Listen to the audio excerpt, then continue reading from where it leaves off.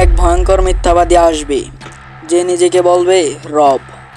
সে যখন আকাশকে বলবে বৃষ্টি নামাও, আর বৃষ্টি হবে। সে মৃত মানুষকে জীবিত করার ভান ধরবে। তার এক চোখ অন্ধ, দেখতে অনেকটা ভয়ঙ্কর, আর তার কপালে আরবিতে লেখা থাকবে কাফের।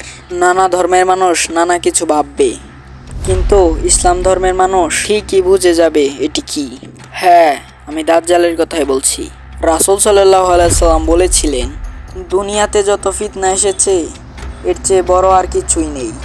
সে আসবে খোরাসান থেকে, তার সাথে থাকবে 70,000 ইহুদি, যা তাকে সাহায্য করবে। সে প্রতিটি শহরে যাবে, তবে মক্কা ও মদিনাতে ঢুকতে পারবে না। দাজ্জাল বলবে, আমি তোমাদের রব, কিন্তু যে বিশ্বাস করবে না, যার ঈমান আছে, তাকে সে মেরে ফেলবে। সে আসবে এক ভয়ঙ্কর উদ্দেশ্য নিয়ে, মানুষকে ঈমান থেকে সরিয়ে নিজেকে রব প্রমাণ করার জন্য। তবে এই ফিতনা থেকে বাঁচার একটি দোয়া আছে। সেই দোয়াটি হলো সূরা কাহফ। সূরাটি মোট 110 আয়াত, কিন্তু এই সূরার প্রথম 10 আয়াত মুখস্থ রাখলে আল্লাহ তাদের রক্ষা করবে। তাই আমরা যত তাড়াতাড়ি পারি সূরা কাহফের প্রথম 10 আয়াত মুখস্থ করব। যাদের মুখস্থ থাকবে, ঈমান থাকবে, তাদেরকে আল্লাহ তাআলা রক্ষা করবে এই মহা ফিতনা থেকে। দাজ্জাল যতই বলুক আমাকে রব মানো, কিন্তু আমাদের তাকে রব মানা যাবে না।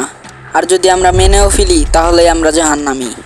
কারণ আমাদের একমাত্র সৃষ্টিকর্তা আল্লাহ, এবং তাকে ছাড়া আমরা কাউকে রব মানতে পারি না। আরেকদিন যখন সে শামের দিকে এগোবে, তখন ঈসা আলাইহিস সালাম আকাশ থেকে নামবেন আর বাব আল লুদ এ গিয়ে দাজ্জালকে ধ্বংস করবেন। এখানে এই ফিতনা দাজ্জালের ধ্বংস হবে।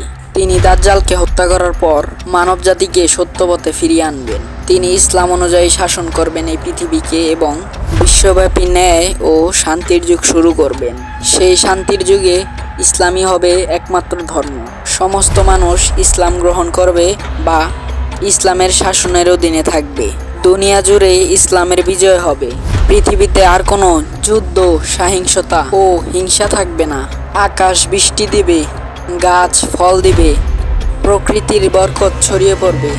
মানুষের মধ্যে লোভ ও দারিদ্রতা থাকবে না। তো ভাই ও বোনেরা, এই দাজ্জালের ফিতনা থেকে বাঁচতে হলে এখনই ঈমান ঠিক করতে হবে। আসুন আল্লাহর কাছে আশ্রয় চাই, নামাজ পড়ি এবং ঈমানের কথা শুনি। এবং এরকম আরও ইসলামিক সুন্দর সুন্দর ভিডিও পেতে আমার ফিউচার ইসলাম চ্যানেলটিকে সাবস্ক্রাইব করে রাখুন। আল্লাহ আমাদের সকলকে জান্নাত দান করুন। আজকের মতো এইটুকুই। আসসালামু আলাইকুম।